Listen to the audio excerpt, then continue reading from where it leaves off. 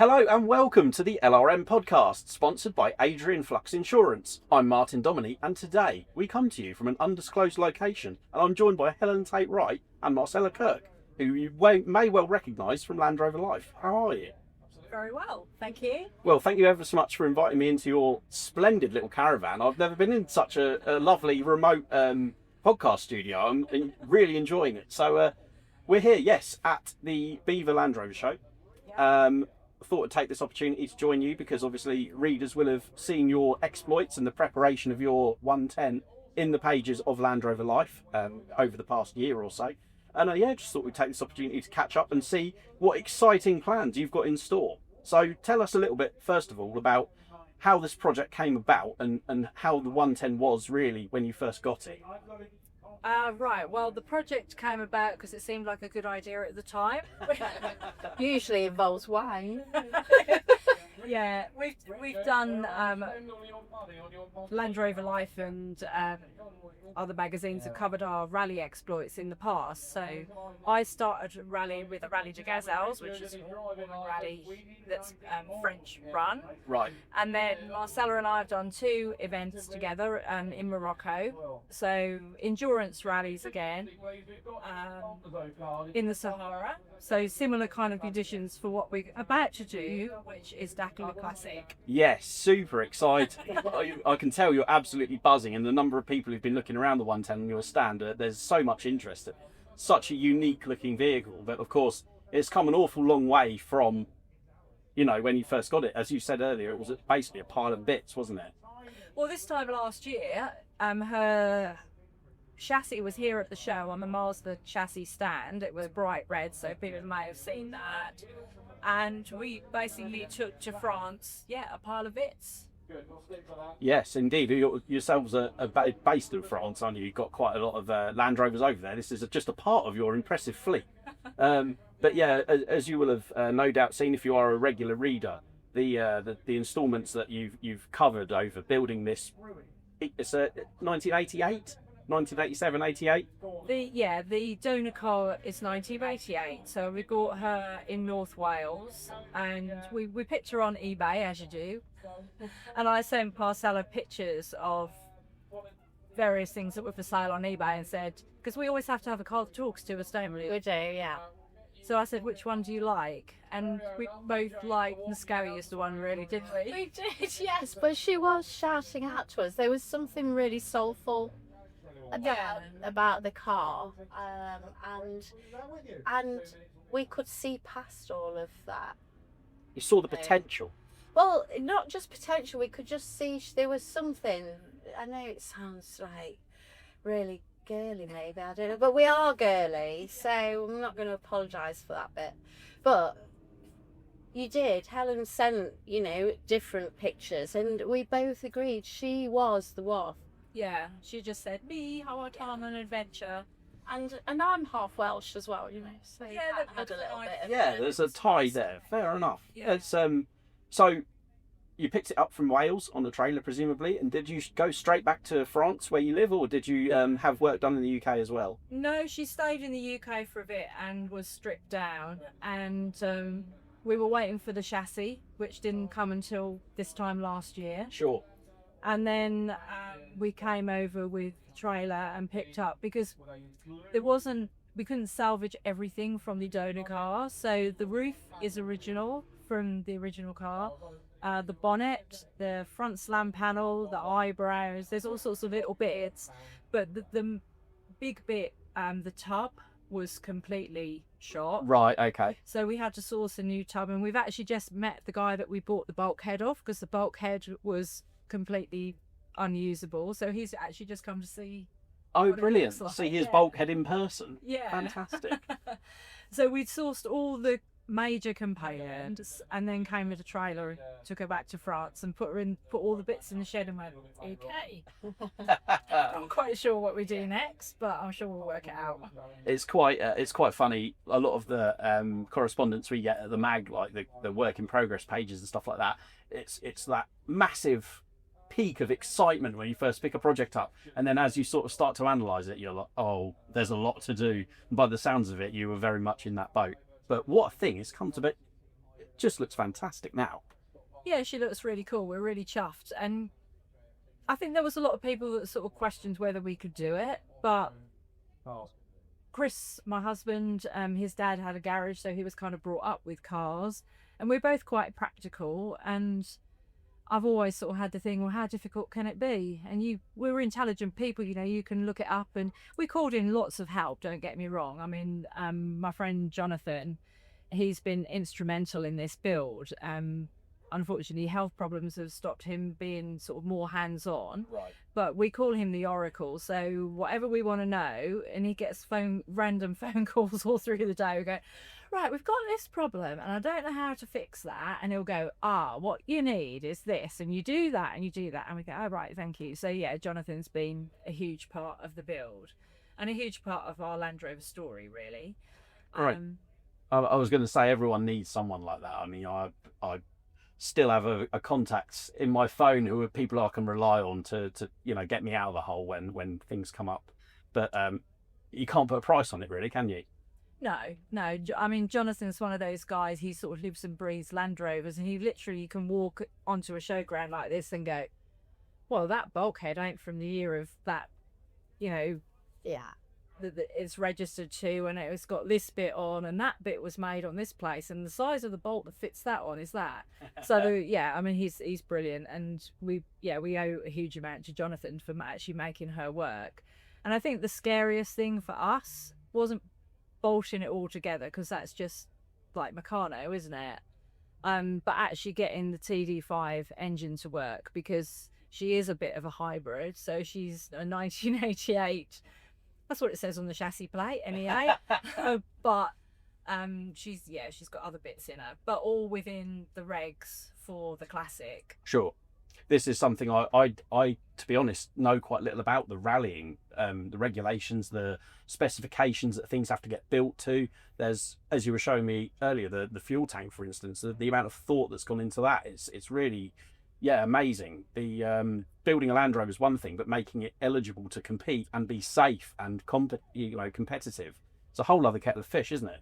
Yeah, absolutely. And there's a massive document of regulations which we've sort of referred to, and same for safety devices who built the roll cage. I think there was, I don't know how many pages of regulations, and when I approached them, because we decided that a roll cage was just way out of our comfort zone, so let's go to somebody who knows what they're doing, and spoke to Chris at Safety Devices, and he was like, okay, can I read the regulations? And I was like, yep, there you go. And he was like, oh, okay, we haven't got anything that actually complies with that, so it will be a completely custom build and built around us as well, which I think is the other important thing, because we are girls, and so our body sizes are different. And even like when we went to sit in the seats, they have to fit people with hips. Sure. And we're not as deep in our, in our torso as men. So when we were looking at the seats, the guys at Dim Tweaks, who obviously know all about it, were like, well, the holes in the seats where the harnesses have to come through have to be at the right height and all of that. So yeah, it's quite a technical thing. And then the seat had to be in the car, but we couldn't actually finish the car because they needed to lift the tub off again to build the roll cage. So it's one step forward, two steps back all the time. Yeah, totally. And of course we were building her in France, and Safety Devices are here in the UK, so we had lots of trailer trips backwards and forwards, and it's a big undertaking, isn't it? Wow. Yeah. But what a thing. It's come together just amazingly. Looks great. It obviously put some photos up, but the wrap is certainly the things that draws people in, isn't it? Tell us a little bit about how that idea came about, really. Well, the original idea is on my other 110, Priscilla. So she has the rusty look with the rivets and our little mice and things. And that was just sort of do a kind of slightly Mad Max desert rat type look. And so it's kind of become our signature look. So for Paddy, we wanted to carry that on, but make it different. Okay. So... And Purdy originally was white, wasn't she? So that kind of was a big part of keeping that colour and the red, red and white for the UK. And yeah, But we wanted to. If you think back to sort of the vintage Land Rovers that were out in the desert, they were mostly white, and there was a lot of canvas backs. Now, to have a real canvas back doesn't really work for us. No. So we wanted to make her look like she's got a canvas back, which I think we've achieved quite well. Definitely, yes. Really cool. You have to keep pushing her, don't you? Yeah. So you expect it to move, and it doesn't. It's a fantastic job. I think that was the most difficult thing for Blue Lizard, the company that did the wrap, to find images. So in the end, I ended up phoning X4 Trim and saying, I want to fit one of your canvas backs, or I don't want to fit a real one. And the guy went, I don't really understand it. So I sort of explained, and I was like, what I need from you is the high-res images of one of your canvas backs in situ, so that we can put that onto our car. And was like, if you say so, yeah, I'll send you the images and you see how. So they haven't seen her yet. They are here at the show. Okay. Come and have a look. I was going to say, I bet that's a question they've never been asked before. I think that's very definitely the first time they've been asked about that. So, but between X4 Trim and Lizard, what a job with that! It's just finished her off fantastically. Yeah, and Blue Lizard have really gone over and above with the detail. If you put the two cars side by side, she's definitely a step on from Priscilla. Right. In the level of detail, of a precision and resolution of everything that they've printed. Yeah, without seeing it in person, it's hard to get across just how unique it is. It is really fantastic. But let's go back in time then. When did your love of rallying all begin? Oh wow. Well, I've always kind of been car obsessed. I don't really know why, but right from a little girl, I'm old still, actually, this big bucket full of Matchbox cars, and there used to be a shop in the town, and they had a display case in the window, which you still had it now, it would be worth a fortune. So all the little cars were in, and when I went shopping with Mum in the week, it walked past and go, I want that one next, so I saved up for it. And then I suppose my life took me away from your off-roady things and more into sports cars. But when we both moved to France about the same time, so Marcella and I met in France. Oh, right, okay. We lived just down the road from each other, and you had a Trooper, and as you do, Loved Trooper. Should still make those. She was brilliant. I saw you on the other day, and just, my heart fluttered. I literally cried the day that car when I should never have let it go, but it didn't have any seatbelts left from the dogs, and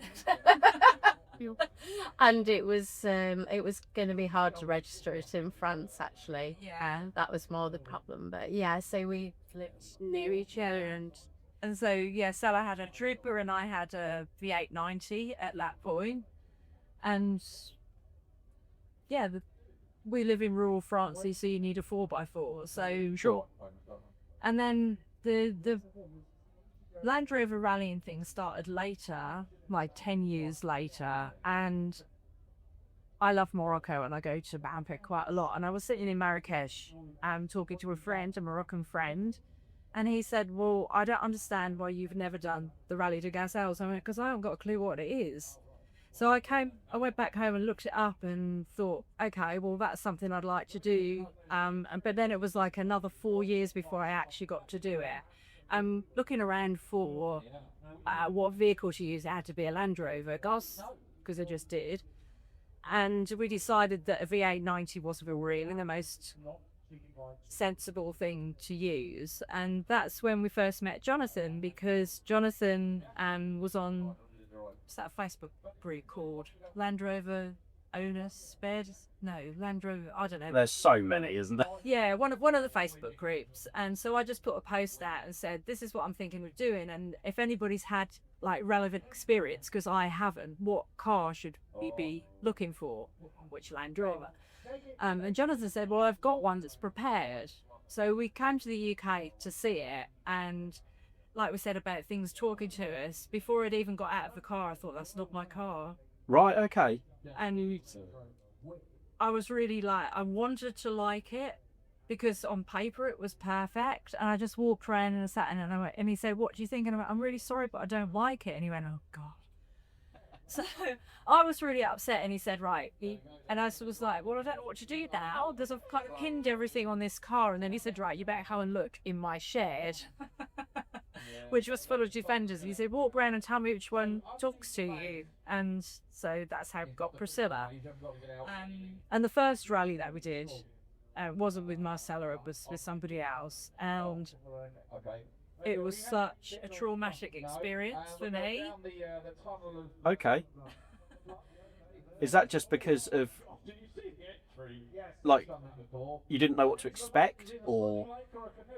Yeah, all of that. Realised when we were on the ferry to Morocco that I hadn't got the right teammate. Ah. That's a big part. And then the whole first time in the Sahara is, I didn't really know what to expect, and it was mind-blowing, and the whole experience was just mind-blowing. And Yeah, that's right.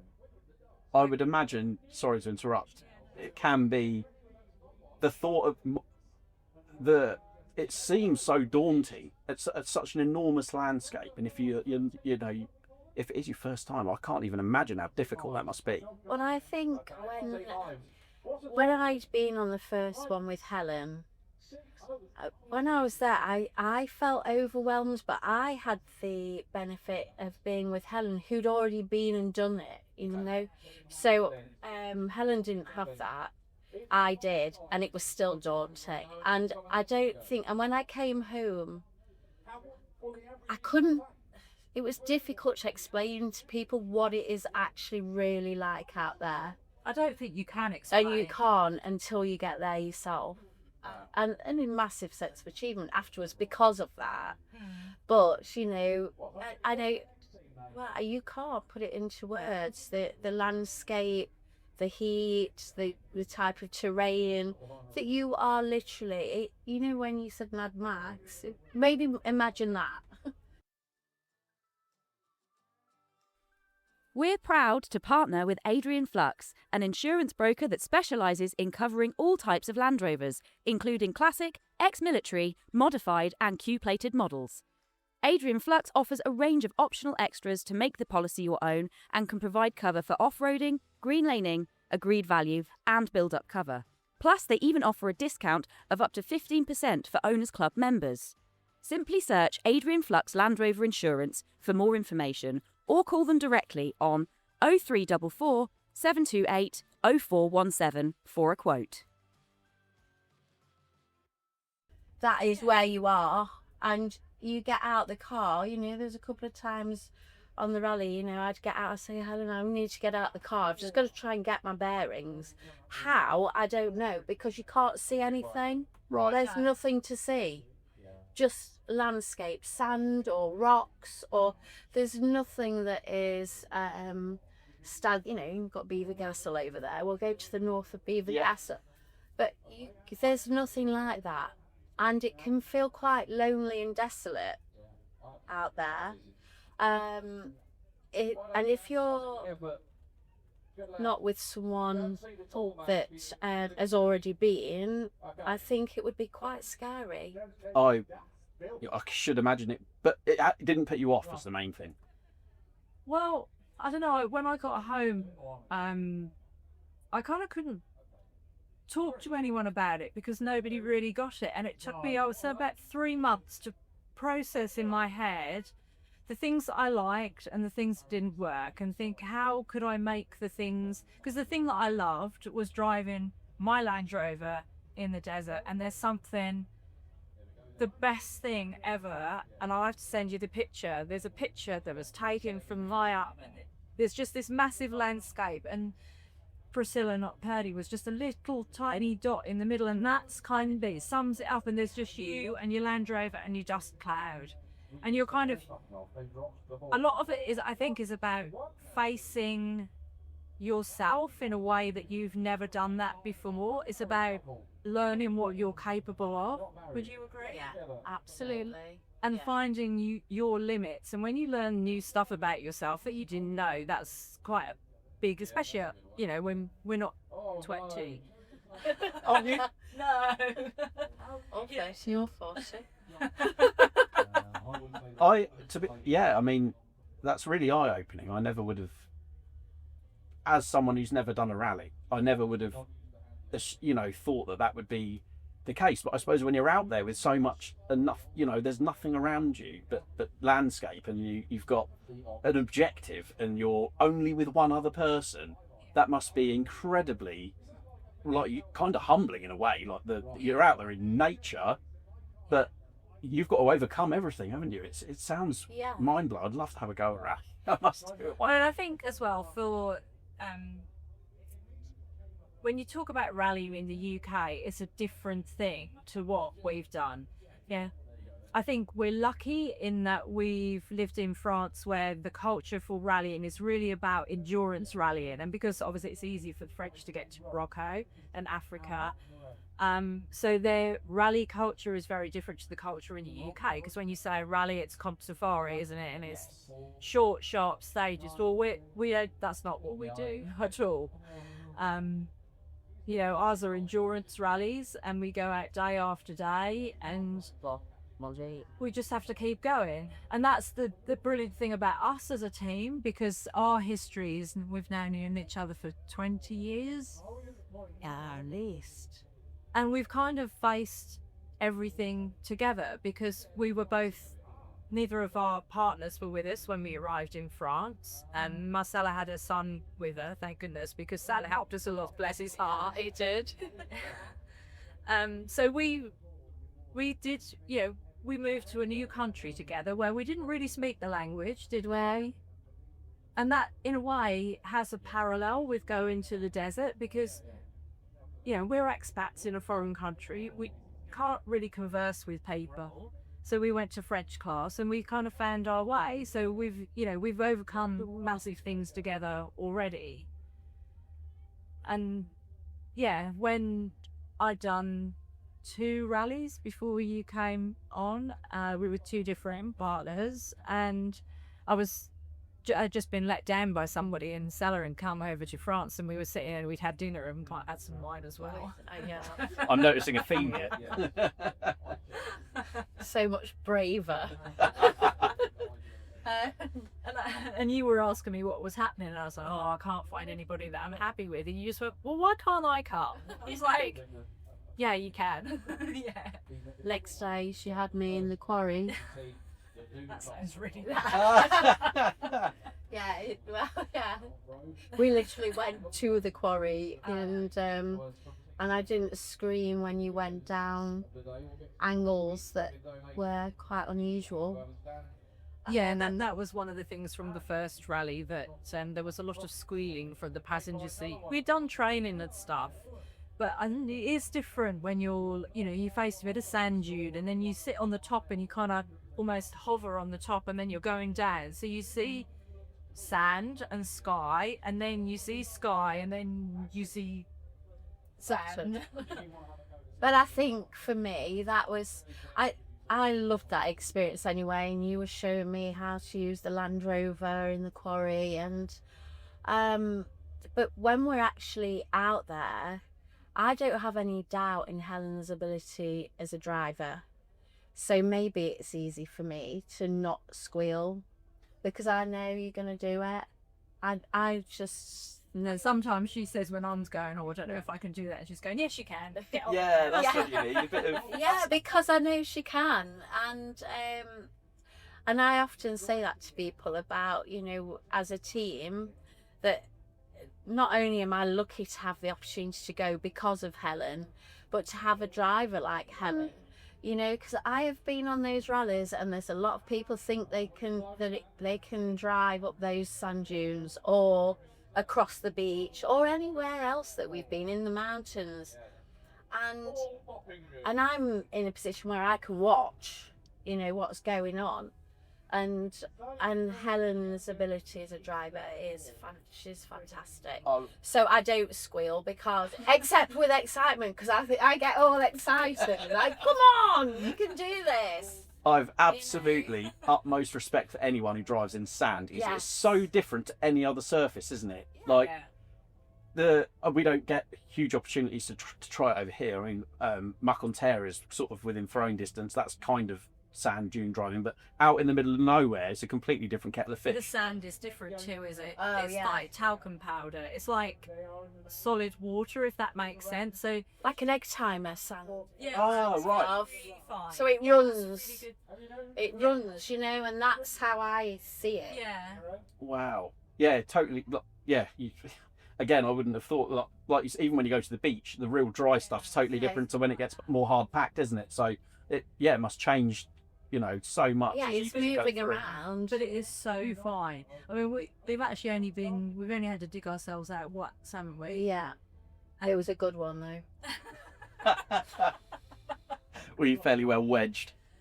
Well, it was just a silly situation, wasn't it? Yeah, It was. I didn't spot the sand quick enough while Helen was driving, to be honest, because it did say it in the road book. And this is another thing that we've had to overcome. So Helen was driving with someone who's never even looked at a road book before, you know. I use a sat nav to get out of the town where I live, I completely relate. Yeah. you know, and all of a sudden, not only have I not even got a map, not allowed a map, you just get a piece of paper that says in 20 metres, take the left-hand lane on the road. Well, there's not even a road there.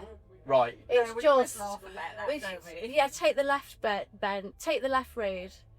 Where is the road? We're on it, but you can't see it. No, that's You've not- just got you can't see pictures. it. You can't see. It just say that there's a telegraph pole, so we'll use that as something to look at. And sometimes But- I just get headed. That Or a heading, yeah, it just gives you a heading. But it had things in French that I didn't, you know, what is a true? What is a boss? You know, and Boston crew. boss and crew. And I've never heard of these words, Helen. I don't know what they are in in English, and now they're in French. I don't know what it means. So sometimes I would miss things, especially on that first rally, Right. and That that must have been a hell of play a... it Yeah. because, and then I'd think, oh, I've not seen that sand quick enough, and we hit it, and then we're in it. Is it all done on tulip diagrams? Yeah. Is it? Right. Okay. But that's another thing to say that might not make sense, that they're in French. Right. Everything's in French. Okay. Wow. And our briefings every night for the next day are in French.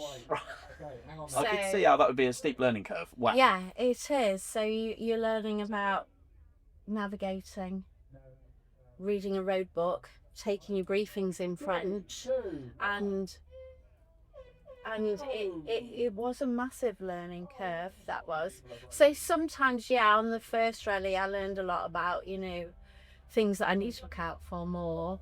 So when we got stuck in the sand that day, I didn't pick it up quite quickly. It wasn't 100% your fault though, because we came round onto this sand and they were Stephanie or whatever her name was in front of us, wasn't she? I forgot about Spinning her wheels up. So Right. I slowed down, but I hadn't anticipated what she was doing quick enough. So I was in the wrong gear. We got bogged, but then they'd already turned all the sand up, yeah, so they we churned it all up.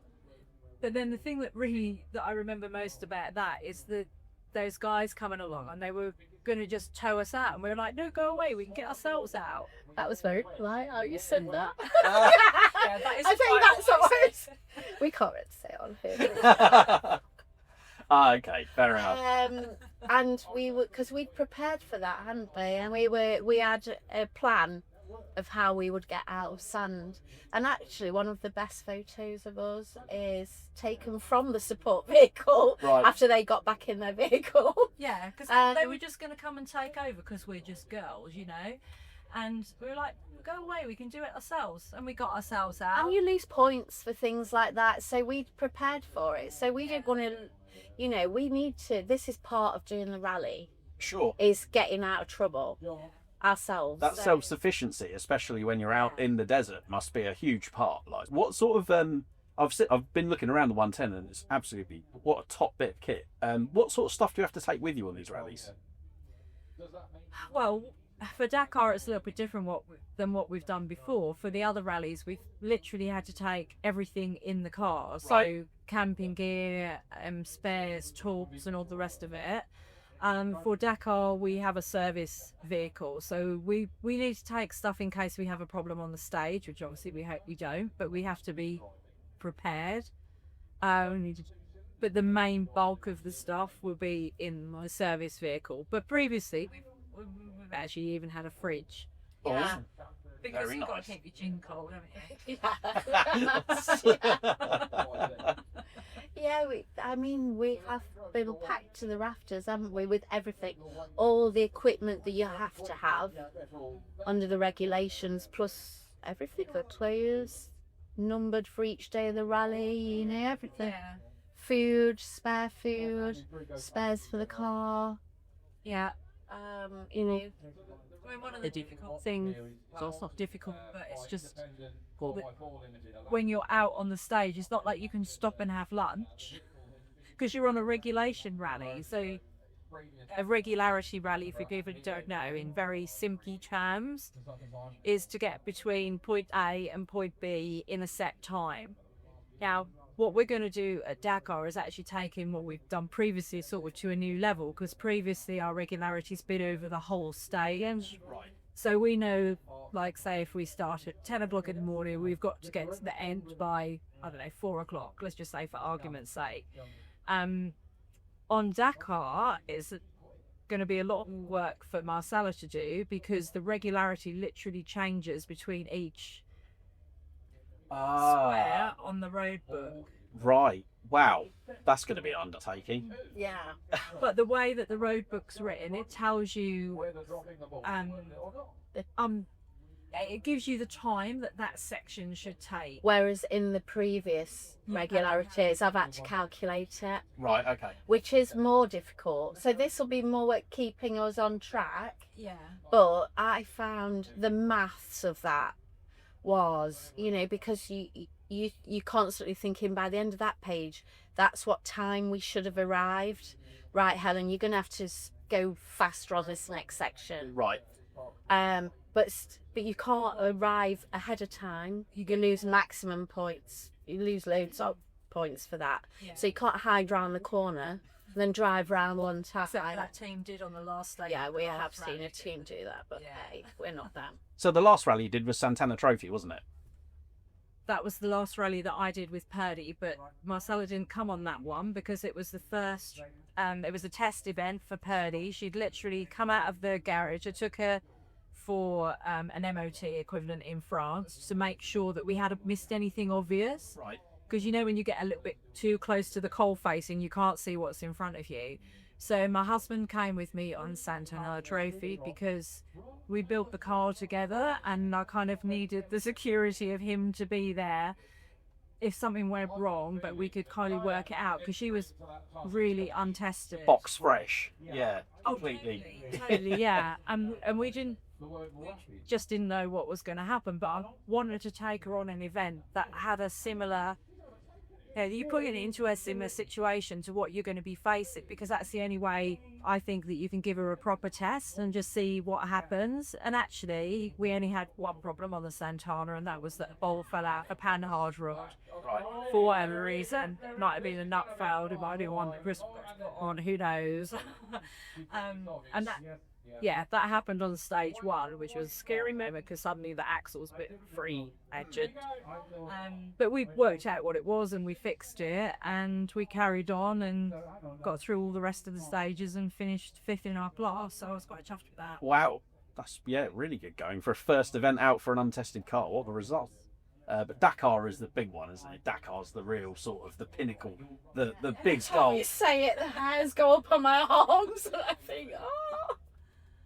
I can sense the excitement. It's emotional. Emotional. It's like, oh God. Because I think because I know what the last couple of endurance events have been like, I know that this is really, they were tough. This is the biggie, isn't it? Yeah. But if anyone can do it. I think the driving, I'm not really scared about. We know we can do that. We're going to have long days, but we kind of know how to deal with that, don't we? The thing that worries me the most is being able to sleep. Really? Okay. Yeah, because when you get in, you're so hyped at the end of a day, but at the same time, you're really knackered. And we're camping. And we're camping for 3 weeks. 3 weeks. Yeah, because we have to get to Saudi on the 30th of December, and the last stage of the rally is 17th of January. Right. So that's 3 weeks more or less. Wow. And camping, It's been challenging. yeah. I mean, I don't have the same worries as Helen in that No, sense, because because- I sleep on a washing line. If I'm tired, I'll go and get on the grass and go to sleep, Yeah. and that's a real. I know that's a gift. But camping in Morocco, I mean, the sandstorm, Oh God. It- That was just horrific. it's like being in Kansas. You think you're going to be whipped up in the air and taken off. Well, there was other people. This particular incident on that last rally, we were on a plane, and He lives in the castle, doesn't he? it's hard to explain what a sandstorm's like until you've been in it. The tent was all closed up, and the sand coming in and falling on your face.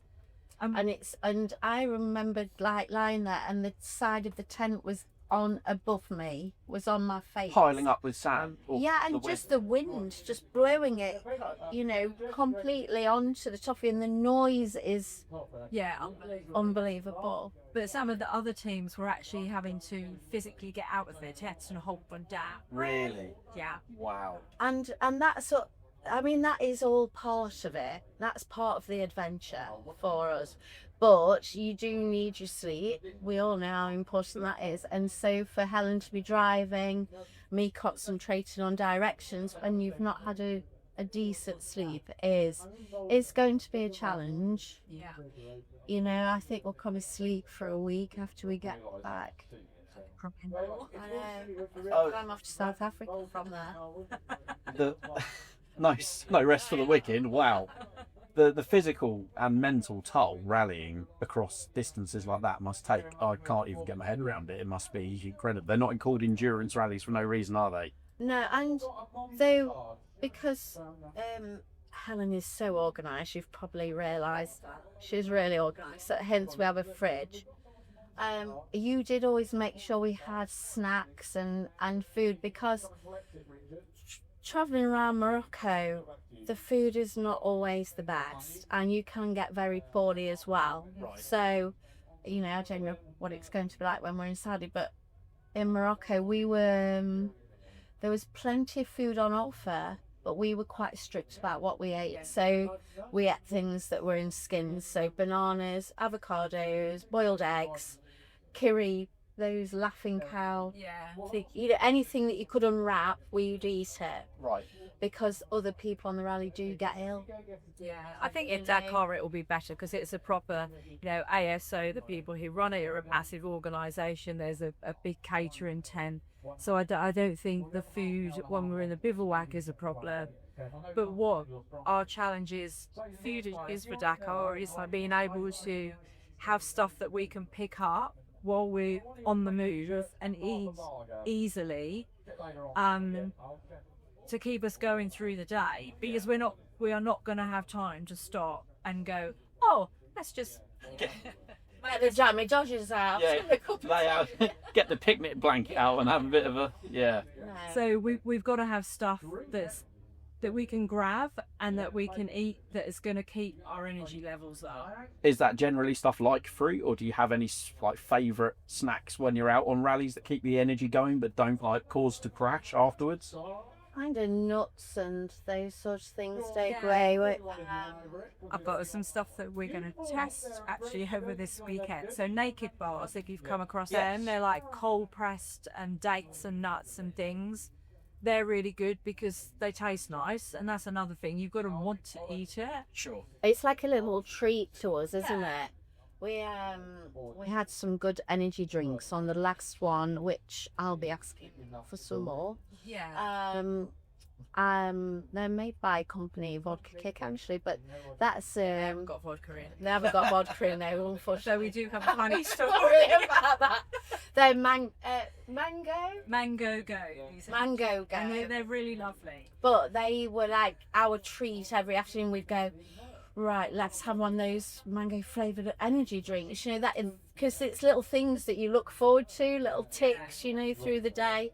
So things that taste good and give you a bit of a kick and a boost, but not just physically, but mentally, it gives you a little bit of, right, okay, we're ready to go again, you know?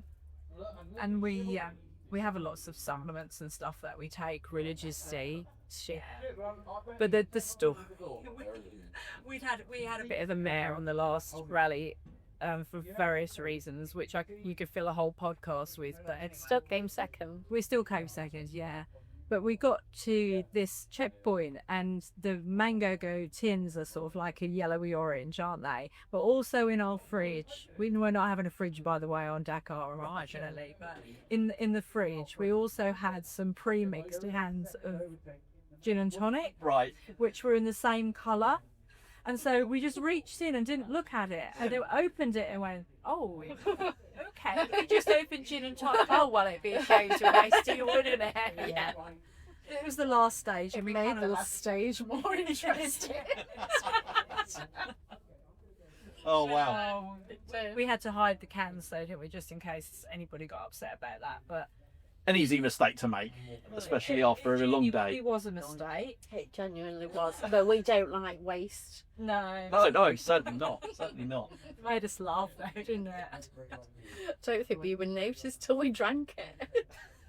Have I opened the right can? No. Never mind. What even is the right can at the end of a day's rallying? Well, we weren't even at the end, you see. That was the thing. We were halfway through at the stage. Oh. But we kind of just thought, oh, wow, never mind. And we didn't know. Oh, sweaty toe. We didn't know where we were on the rally anyway, did we? We were trying to work out. That's the one I remember most. We were literally driving to the end of that stage, and we're both trying to calculate, and that road looked dead straight, didn't it? And it had so many bumps in it. Yeah, so I'm trying not to kill the car because we still got to get home afterwards, and trying to calculate and going, I think we're going to be 6 minutes late, and you're going, you got to speed up, and I'm like, what? There's a bump coming. Yeah, like, and when you say bum, but it's like they're big dips in the road that you would take off from, or you hit the front of the car on the other side. They're the worst ones when you hit something, you know. There's a reason why we wear crash helmets. You do your head on the. We've got hands devices this time as well, because that's another new thing for us with all the regs for Dakar, which are FIA regs. So sort of similar to, not quite as stringent as F1, but, you know, put in place by the same people. And one of the changes for 2026 is that now the hands devices are obligatory for everybody. Yeah. So You know your 4x4.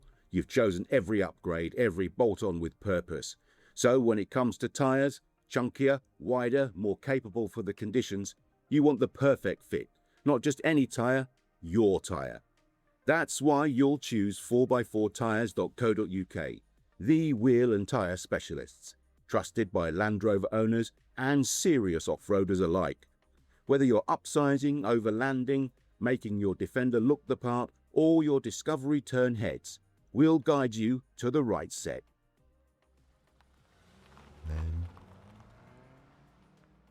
With over 800 fitting locations across the UK, from online to on-road, we've got you covered. Browse by vehicle, wheel size or brand. 4x4tyres.co.uk. The right fit, the right place, the right price. They're a weird bit of equipment. I've used a hands device a few times in this country, and they take a bit of getting used to, don't they? They're a bit of a fiddle to get on and off, and then you can't. I tried one on at Demon Tweaks, didn't I? yeah, I've not tried mine on yet. no, that's being women in a sport that's dominated by men has its challenges in other ways, because you might have noticed we have certain body parts that men don't have. Do you? And one of the things is that when you've got boobs, if you imagine a hands device, it's got straps coming down here, and they tell you to measure around your chest underneath your pectoral muscles, well, underneath your boobs for us, but then that distance, the straps aren't long enough. Right. Got you. So they're not going straight down, they're going over. Yes, because a hands device is moulded, isn't it? It's like over the shoulder and straight down, so I can see how that would be a challenge. Is there no... Well, so Simpson make a thing called the hybrid sport, which is the moulded section is smaller than the others. It's all expensive, obviously.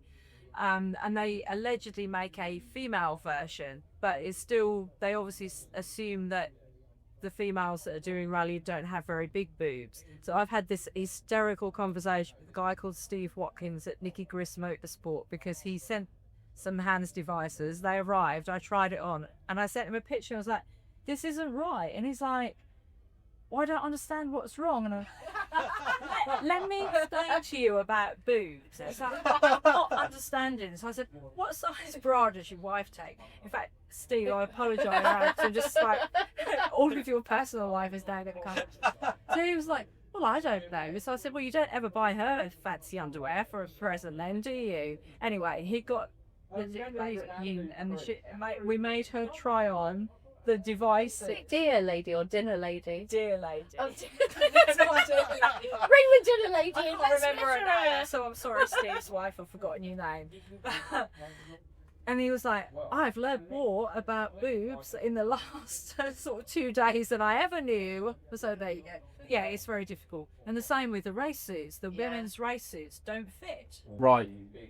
Yeah, I mean, I'm really hopeful that some companies take heed and actually start accommodating for this stuff, because it's a bit stupid in this day and age, isn't it? You can have them made to measure. Yeah, you know, there's ours who don't have a race suit yet, because yours, you found one that fitted. Yeah. But the guys at Domoney Tweets were like, this is the biggest women's size one that we do, and it was there, wasn't it? I'm just like, I can't do it up. And Helen's not big by any No.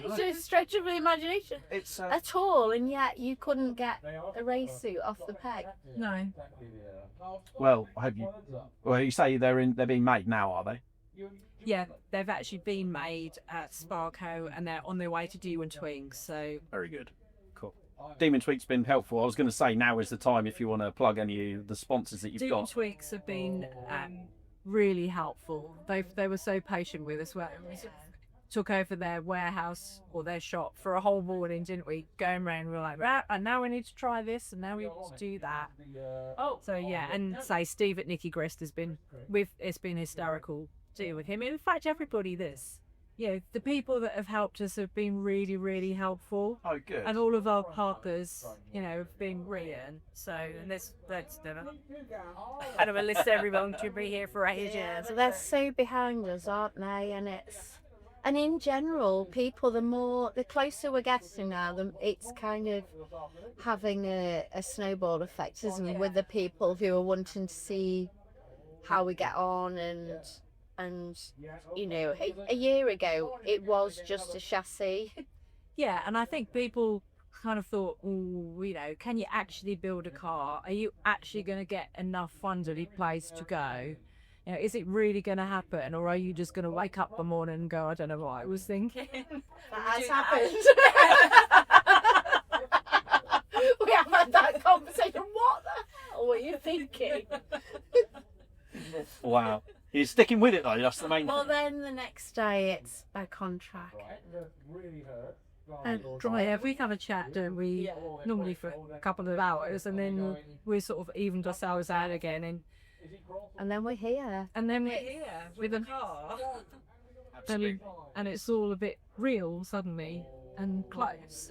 I said to someone the other day, she said, what got you into rallying? And told her the story, and lots of people know the story of, Helen and I and dinner and agreeing to go on the first one. And but a big thing for me, and I said it to her, it was like the first time we were flying across the Sahara together and properly flying across, we were able to put a foot down, weren't we? We had the plane, and the flaps were up, the flaps were open, because we like to open our flaps. It's like our little carry-on moment that we have every time we're driving, and we put them up and we're flying along, and it was truly magical.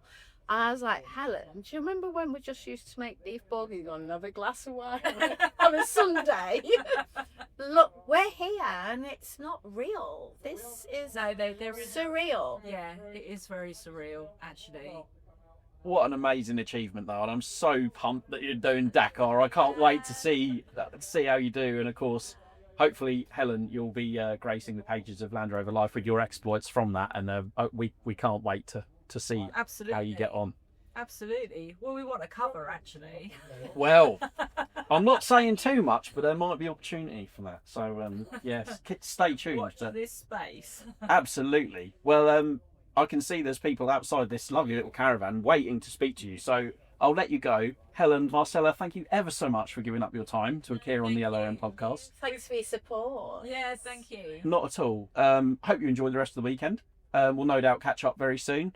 Anything to add before you go? Or just to say thank you actually to everybody that has given their support, because there's so many people, far too many people to mention, and to the Land Rover community in general who, you know, comment on the videos that we post and send little messages, even though it's like, oh, you've done that wrong, but it doesn't matter. They're engaging. They're engaging and being interested. And yeah, just thank you to everyone, and please follow us and cross your fingers for us. And you know, we want to get to Share our journey with us. Yeah. We'll show you as much of it as we can. Yeah, and if there's anybody who does stuff with cameras, that's something else we need, so that we can share it. In-car camera setup we haven't even looked at yet, have we? Because we do want, you know, if it's such a big thing for us, but we want to share it with people, because it's our adventure when we're in the car, and it is a very personal thing for us as well in the car, but inspire other people to do it, because more British teams should be going to Dakar. You know, so far to the Classic there's only Andrew yes, and us. right, okay. I think there's another British team this year, but with the Land Rovers we can't count them. It's a lesser vehicle. Yeah. So that people can follow you on YouTube. You've got a YouTube channel, haven't you? Yes, the YouTube channel is Project Purdy 110. So we started that. So you started building the car. So that's Purdy with a D, Purdey 110. And then on our social media, it's Gazelle's Off-Road Team. So yeah, pop on, follow us, give us some support, and thank you very much. Well, again, thanks for coming on and putting us up in this glorious little caravan. It's absolutely He's called Louis. He's called Louis. and for sale. So if you want to get yourself a caravan, if it doesn't go this weekend, and I'm sure it will, give the guys a shout and see. You could get your own little palace on wheels, really. He is. He's called Louis the Champer Van. Louis the Champer. Fantastic. Well, once again, Helen, Marcella, thank you ever so much for joining us. And yeah, thanks for listening, and we'll catch you next week.